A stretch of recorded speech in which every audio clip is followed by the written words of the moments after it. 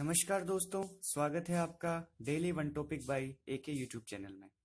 आज हम ले रहे हैं मौलिक अधिकार का स्वतंत्रता का अधिकार। यह संविधान में अनुच्छेद 19 से 22 के बीच में विस्तृत है।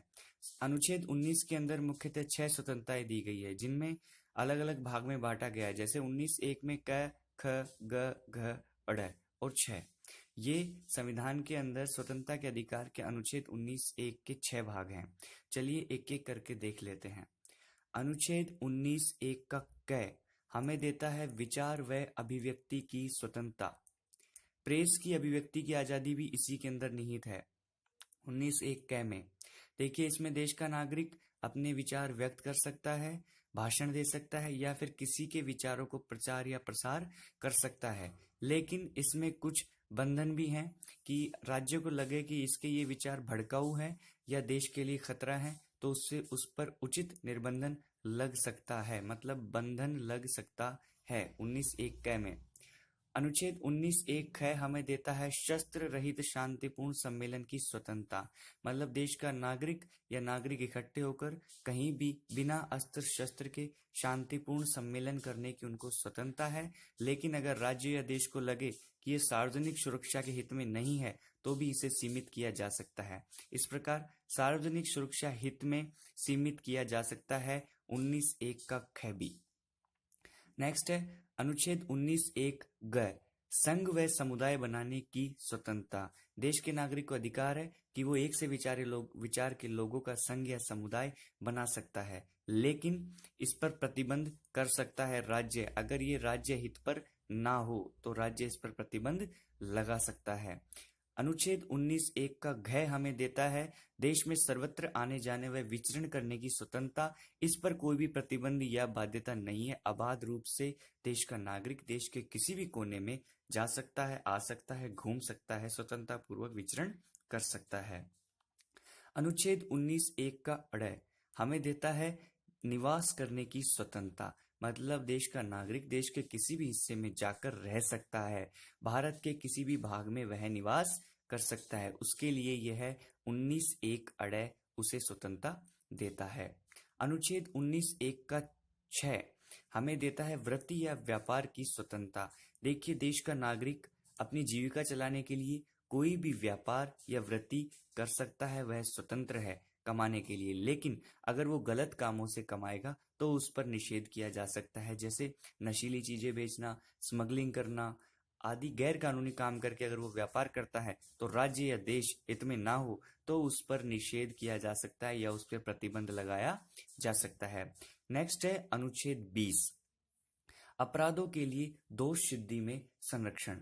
देखिए, अनुच्छेद 20 के अंदर हम कुछ बातें देख लेते हैं कि इसमें यह स्पष्ट है कि किसी भी व्यक्ति को उस समय तक अपराधी नहीं ठहराया जा सकता जब तक, पहली बात, कि उसने अपराध के समय लागू किसी कानून का उल्लंघन न किया हो। अगर उसने अपराध किया है और अगर अपराध के समय उसने लागू कानून में किसी का भी उल्लंघन नहीं किया है तो उस पर अपराधी घोषित नहीं किया जा सकता।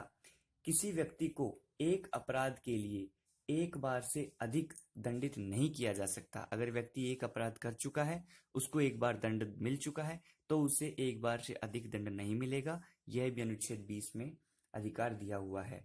अगली बात है कि कोई व्यक्ति है, अपराध करने के समय उसे जो निर्धारित सजा मिल गई उससे अधिक सजा भी उससे नहीं दी जा सकती। यह भी अनुच्छेद 20 में नागरिकों को अधिकार दिया गया है। नेक्स्ट है और बहुत ही महत्वपूर्ण है अनुच्छेद 21 जीवन व व्यक्तिगत स्वतंत्रता का संरक्षण। देखिए, इसके अनुसार जीवन व व्यक्तिगत स्वतंत्रता विधि द्वारा स्थापित प्रक्रिया को छोड़कर किसी भी प्रकार से वंचित नहीं किया जा सकता। व्यक्ति के जीवन को जो कानून की प्रक्रिया है उसके अलावा किसी भी प्रकार से उसे वंचित नहीं किया जा सकता।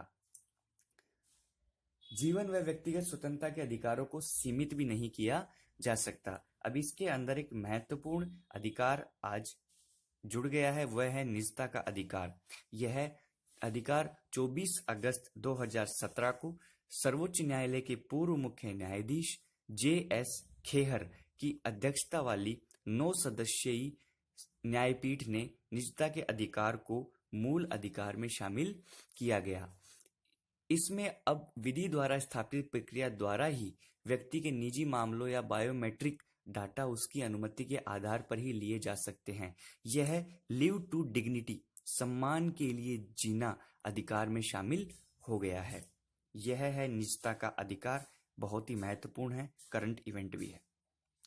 नेक्स्ट है और लास्ट है अनुच्छेद 22, बंदीकरण के संरक्षण में, मतलब गिरफ्तारी और बंदीकरण के संरक्षण में भी नागरिक को अधिकार मिले हुए हैं। इसमें पहला है उसे बंदी बनाने का कारण जानने का अधिकार है। अगर किसी व्यक्ति को बंदी बनाया जा रहा है तो वह कारण जान सकता है कि मुझे किस कारण से बंदी बनाया जा रहा है। उसे स्वयं की इच्छा अनुसार कानूनी सहायता प्राप्त करने का भी अधिकार है कि मैं कौन सा वकील करूंगा, कौन सी न्यायालय में जाऊंगा, ये भी उसको अधिकार है। नेक्स्ट है 24 घंटे के अंदर अगर बंदी बना लिया गया है तो उसे न्यायाधीश के सम्मुख पेश किया जाना आवश्यक है। ये अधिकार शत्रु देश के निवासियों एवं निवारक नजरबंदी अधिनियम के तहत गिरफ्तार किए गए अपराधियों पर लागू नहीं होगा। जो शत्रु देश के लोग हैं या फिर जिनके ऊपर पहले से है कि इनको नजरबंद किया जाना चाहिए, ये मोस्ट वांटेड लोग हैं, उनके लिए यह अधिकार लागू नहीं होगा। बाकी आम नागरिक के लिए यह अधिकार लागू है। तो दोस्तों अब इसके आगे हम एक छोटी छोटी चीजें देख लेते हैं कि निवारक नजरबंदी क्या है। निवारक नजरबंदी ये है कि अपराध की सजा देना नहीं है, बल्कि उसे अपराध करने से रोकना है। जैसे आपने कई बार सुना होगा कि चुनाव से पहले किन्हीं लोगों को वारंट निकल जाते हैं और उन्हें गिरफ्तार करके थाने में बिठा लिया जाता है।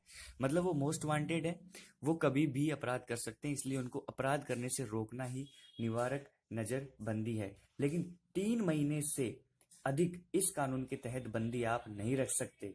किसी भी व्यक्ति को उसे 3 महीने से अधिक नजरबंद नहीं रख सकते।